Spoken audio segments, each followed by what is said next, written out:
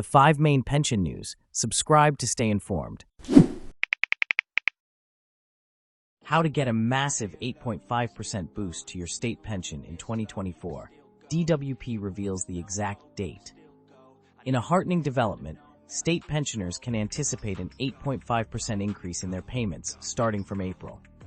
Chancellor Jeremy Hunt recently confirmed the precise date on which this pay raise will come into effect. As of Monday, April 8th, the new state pension will rise from its current weekly amount of £203.85 to a more substantial sum of £221.20. This equates to a considerable boost of £900 annually, allowing pensioners to receive a total of £884.80 in each 4-week pay period. Aside from this uplift in state pension, other benefit payments including pension credit and attendance allowance will also witness a rise of 6-7%, effective from the beginning of the new tax year on Friday, April 5th. Furthermore, Britons will experience a pleasant reduction in their energy bills as of Monday, April 1st. This anticipated drop is a result of the new energy price cap coming into play, with experts predicting a reduction of up to 14%. Interestingly, this year April 1st is not only significant for energy bill adjustments, but also for observing Easter Monday. Consequently, pensioners who plan to travel or visit family during the Easter weekend may need to consider the 1-week delay in receiving their payments. To delve into the specifics, the state pension is expected to increase from £203.85 to £221.20 per week, providing pensioners with a lump sum of £884.80 in each 4-week pay period. This amounts to a substantial boost of over £900 on an annual basis. Moreover, individuals receiving the full basic state pension will see their payments rise from £156.20 to £169.50 per week, resulting in a sum of £678 for each pay period. Essentially, this implies an increasingly positive uprating of nearly £700 annually. Given the nearing proximity of the state pension to the income tax threshold, a petition has been initiated to advocate for tax-free state pension payments. This parliamentary petition, garnering over 10,000 signatures, argues that taxing state pensions burdens pensioners excessively, given that the personal tax allowance remains frozen. To elaborate, the income tax threshold has been frozen at £12,507 per year, implying that individuals earning above £242 a week will be subject to income tax. Consequently, some pensioners may be required to complete a tax return due to their state pension payments breaching this income threshold. Roddy Munro, a tax and pension specialist at Quilter, has expressed concern over potentially significant tax bills that pensioners may face. He elucidated, "We are soon set to be in the perverse situation where pensioners might have to start paying back their state pension to HMRC because of frozen allowances." Munro further outlined that as state pensions are soon expected to eliminate an individual's personal allowance, any other private pension provision, apart from the tax-free cash lump sum, would become taxable at the taxpayer's highest marginal rate. This could result in substantial tax liabilities depending on the amount drawn from private pensions. Moreover, with the maximum tax-free cash available now capped at £268,275, additional complexities arise if substantial investment returns are achieved. In such cases, an individual's pension may become increasingly taxable, exacerbating the potential tax burden. As the state pension increase brings pensioners perilously close to the income tax threshold, these concerns highlight the need for a thorough examination of tax policies and allowances. It becomes imperative to address the implications of a potential burden on pensioners and explore options to alleviate their tax liabilities. Now we move on to the next important news. The ultimate guide to pension equality for your clients. In the pursuit of achieving equal pensions for scheme members, the Government Actuaries Department, GAD, has been providing valuable support to its clients. Understanding the complexities involved in this process, GAD has developed a unique modeler to assist in addressing the issue of guaranteed minimum pension, GMP, equalization. By tailoring solutions to meet the specific requirements of each client, GAD aims to pave the way for an equitable future in pension schemes. The legal basis, reflecting on key rulings. The need for GMP equalization can be traced back to the Barber judgment in May 1990. This ruling clarified that GMPs, which encompass pensions earned between 17th of May 1990 and 5th of April 1997, should be equalized. Additionally, the Lloyds Banking Group Pensions Trustees Ltd. v. Lloyds Bank plc and others case in 2018 definitively established the requirement for equalization, ensuring that no member would be at a disadvantage based on their gender. Despite the passage of time, many pension schemes are still working towards achieving full equalization. GAD has been instrumental in facilitating significant progress for its clients in this regard. Understanding the complexity. Background on GMPs. To comprehend the intricacies of GMP equalization, it is necessary to delve into the origins of guaranteed minimum pensions. Prior to April 2016, pension schemes that opted out of the State Earnings-Related Pension Scheme, SERPs, were obligated to provide GMPs to their members for service between 1978 and 1997. These GMPs constitute an integral part of the overall benefits offered by such schemes. One notable complexity surrounding GMPs is that they differ for men and women. For instance, GMPs are payable from age 60 for women and age 65 for men. Consequently, achieving equalization for GMPs requires uplifting benefits for certain members, incurring additional costs for the pension scheme. GAD's groundbreaking solution, the modeler. In recognition of the challenges faced by pension schemes in achieving GMP equalization, GAD has developed a sophisticated modeler. This tool allows for an assessment of the impact on individual members, helping to determine the necessary adjustments required to achieve equitable pension amounts. Furthermore, the modeler aids in estimating the additional liabilities associated with addressing these inequalities. These estimates can then be included in regular actuarial valuations or accounting disclosures to facilitate funding assessments. The modeler not only supports trustees and employers in deciding on the optimal method for achieving equalization, but also helps inform pension scheme administrators on how best to approach the associated project work. By identifying any historical data gaps, actions can be taken to ensure no crucial information is overlooked in the quest for fairness.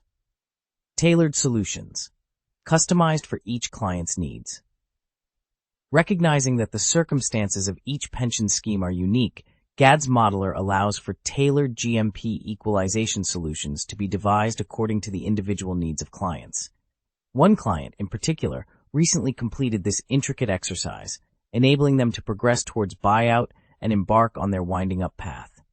This project was particularly noteworthy as it was one of the first schemes to tackle GMP equalization following the landmark Lloyds judgment.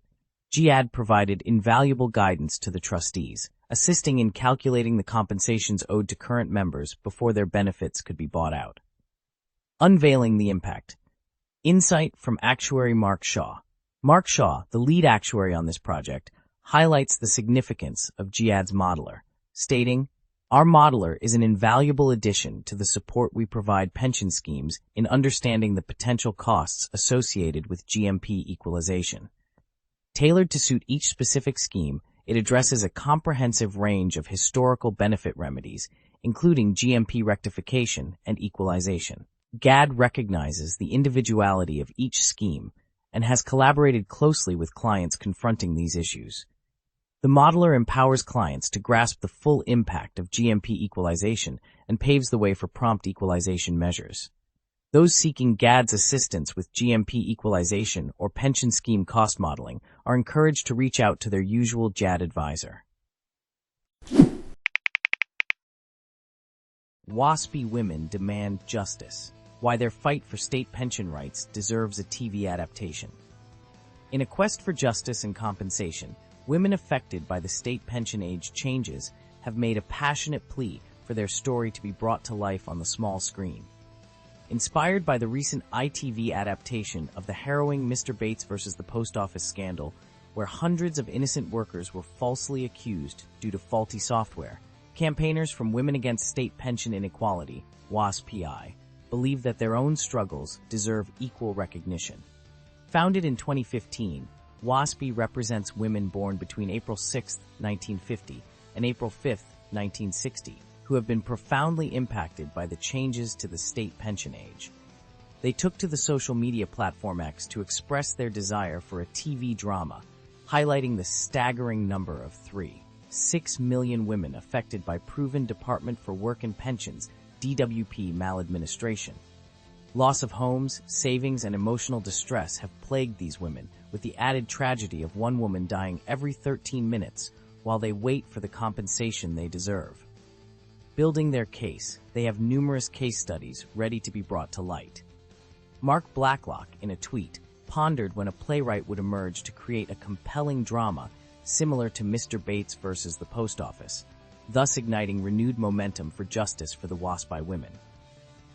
Joining Blacklock's sentiments was Barbara Nice, the comedic alter ego of Janice Connolly, a Birmingham-based comedian, who passionately declared this real-life saga as an ideal premise for an enthralling drama. The suggestion sparked a wave of agreement and shared experiences among the affected women and their supporters. Sue Heffernan, captivated by the recent post office drama, expressed her hope that a TV adaptation of the WASPI story could finally shed light on their plight before it is too late. Claire Louise Bridges also chimed in, recognizing the significant number of women whose lives have been disrupted. The ongoing battle for justice stems from the 1995 State Pension Act enacted by the conservative government, which raised women's state pension age from 60 to 65 to align it with men's, and the subsequent 2011 Pension Act that further increased the state pension age to 66 for both genders. WASPI agrees with the concept of equalizing the national retirement age, but vehemently opposes the unjust implementation of these changes. The Parliamentary and Health Service Ombudsman, PHSO, has already found the Department for Work and Pensions guilty of maladministration.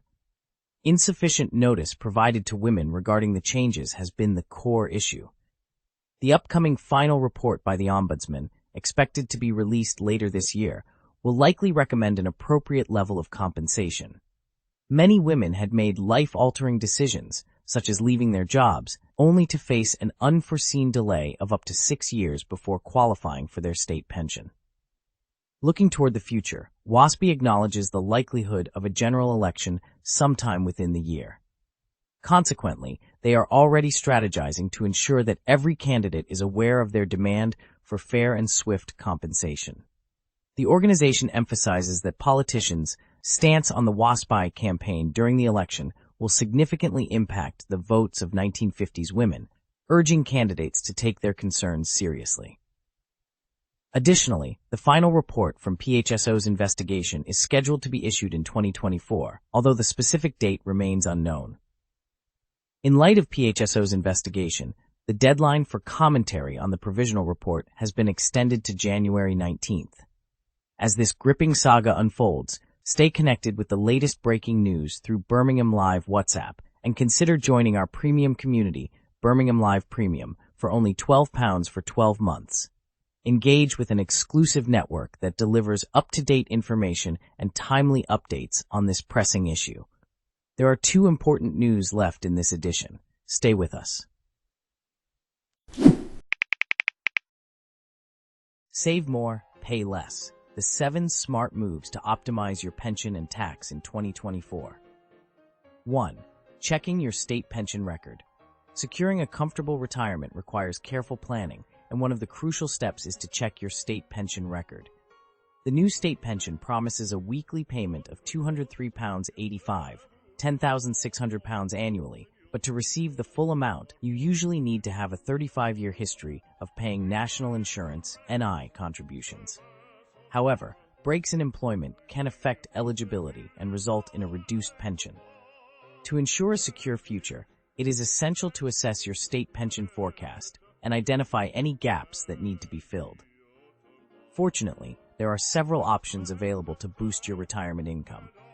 Helen Morrissey, the head of retirement analysis at Hargreaves Lansdowne, emphasizes the importance of checking for voluntary NI credits that may qualify you for additional benefits. For instance, if you were eligible for child benefit or universal credit, you could explore the possibility of backdating a claim and acquiring the necessary credits. Additionally, it is often possible to purchase voluntary NI contributions for the past 6 years.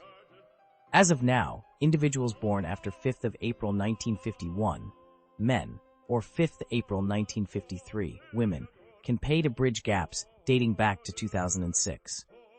While the deadline for applying is 5th of April 2025, it's crucial to consult with the Department for Work and Pensions to ensure that buying contributions will truly benefit your overall pension plan. Number 2. Restarting pension payments. During times of financial struggle, many individuals have been forced to reduce or halt their pension contributions. However, as the cost of living crisis eases, it becomes crucial to resume these payments as soon as you can afford to. Helen Morrissey advises setting up alerts or reminders to regularly review and potentially increase your contributions. Factors such as a pay raise or debt repayment may allow for larger pension payments, helping you secure a more comfortable retirement in the future. Number 3. Making extra payments, if possible. If you have room in your budget, consider making additional voluntary contributions, AVCs, to your pension. These contributions go beyond the standard rates paid by both you and your employer. Some employers offer matching contributions, with the company paying an extra 50p or even £1 for every £1 you contribute to your pension. It's worth checking with your workplace to determine if this option is available. Another possibility is setting up a freestanding additional voluntary contributions, FSAVC plan, allowing you to establish an additional pension pot that you contribute to independently. 4. Tracking down old pensions. Over the course of a career, it's not uncommon to accumulate several pension schemes. It's essential to track down these old pensions, even if you may have lost track of some of them. Contact the government's pension tracing service, providing them with the names of your former employers to obtain the necessary contact details for the relevant pension providers.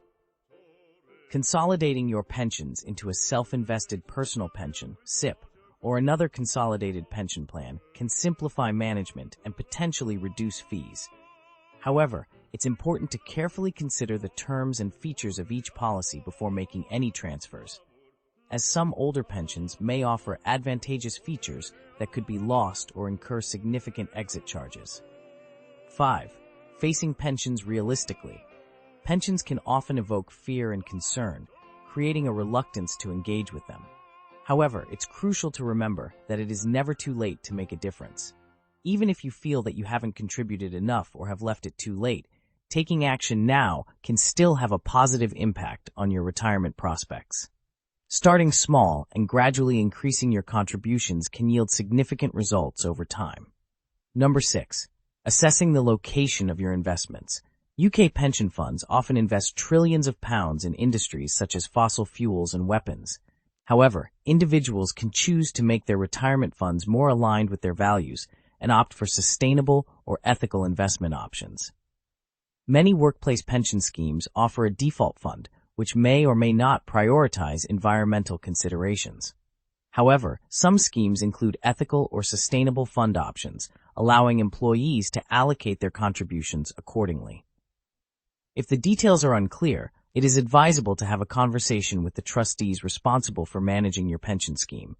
Some employers even offer environmentally conscious default funds, demonstrating a commitment to sustainability. 7. Tackling your tax return. As the end of January approaches, it is crucial not to procrastinate on filing your self-assessment tax return. According to Revenue and Customs, nearly 5.7 million people had not yet submitted their tax returns. With the deadline looming, it is essential to dedicate some time in the coming days to complete this important task. Start by gathering all the necessary documents, such as your P60, P45, P11D, PAYE coding notices, and tax certificates for investments. Fortunately, the online platform and accompanying app provided by Revenue and Customs offer a user-friendly experience. For those with straightforward financial affairs, it may only take 20 to 30 minutes to complete the process. However, if you have never filed a tax return before, registration is required and may take additional time. Remember, overcoming the fear and uncertainty associated with pensions and taxes is essential for securing a prosperous and stress-free future. By taking the necessary steps and seeking professional guidance when needed, you can confidently navigate the complexities of retirement planning and taxation, ensuring financial well-being in the years to come. We move on to the last news of this edition. UK pension funds report mixed results. Surplus up, funding ratio down. The tale of corporate pension funds and their financial health unfolds with each passing month. In December, despite a slight drop in the funding ratio, the total surplus of corporate pension funds covered by the Pension Protection Funds PPF 7800 index grew by an impressive 0.6%, reaching a remarkable £428.2 billion, £545.1 billion. This intriguing development showcases the resilience of these funds in the face of complex market dynamics. The numbers unraveled, a detailed exploration. As we delve into the intricate details, the funding ratio reveals itself as a key metric to assess the health of corporate pension funds. As of December 31st, it stood at 142.8%, slightly lower than the previous month's ratio of 145.7%. However, a broader perspective emerges when considering the entire fiscal year. The funding ratio increased from 136.5% to its current level, reflecting a commendable growth of 6.3%. Unveiling the underlying components, the assets of corporate pension funds rose by an impressive 5.3% during December, soaring to a staggering £1.43 trillion. This surge in asset value underscores the robustness of these funds, even in a month characterized by market volatility. Nevertheless, liabilities experienced an even more dramatic increase, rising by 7.4% to reach £1 trillion. This surge can be attributed to a confluence of factors, including the fall in government bond yields and persistently higher volatility in interest rate markets. Despite this challenge, liabilities for the entire year decreased by a noteworthy 3.2%, showcasing the sector's ability to navigate challenging terrain. The Art of Adaptation, expert opinions encapsulated Shailin Bhagwan, the Chief Actuary and Interim Chief Financial Officer at the PPF, provides valuable insights into this compelling story. Bhagwan notes that the fall in government bond yields indeed resulted in an upward shift in both hedging assets and liabilities. It is this dynamic transformation that serves as a backdrop to the impressive rise in overall asset values. However, Bhagwan highlights a nuance worth exploring. Although asset values experienced growth, it was not sufficient to keep pace with the surge in liability values. Consequently, funding ratios saw a marginal deterioration. This observation expands our understanding of the evolving risks faced by corporate pension funds. Increased volatility, particularly in interest rate markets, threatens the overall stability of these funds, necessitating vigilance and adaptability. In conclusion, the narrative surrounding corporate pension funds reveals a story of resilience and adaptability. Despite a slight drop in the funding ratio, the total surplus achieved impressive growth, defying expectations and reaching a staggering £428, £2 billion, £545.1 billion in December. Exploring the numbers in more detail, we uncover a delicate interplay between rising asset values and increasing liabilities. The backdrop of falling government bond yields and persistently volatile interest rate markets exemplifies the challenges faced by corporate pension funds. Nonetheless, these organizations exhibit tenacity in navigating through these obstacles, displaying their ability to thrive and protect the financial interests of their members. As we turn the page on this chapter, it becomes evident that the world of corporate pension funds is a captivating and volatile landscape. Stakeholders must remain vigilant, continuously adapting to evolving market conditions and diligently managing assets and liabilities. Only then can they ensure a secure and prosperous future for pension fund beneficiaries. Thank you for watching. Don't forget to subscribe to the channel to stay updated on the important news.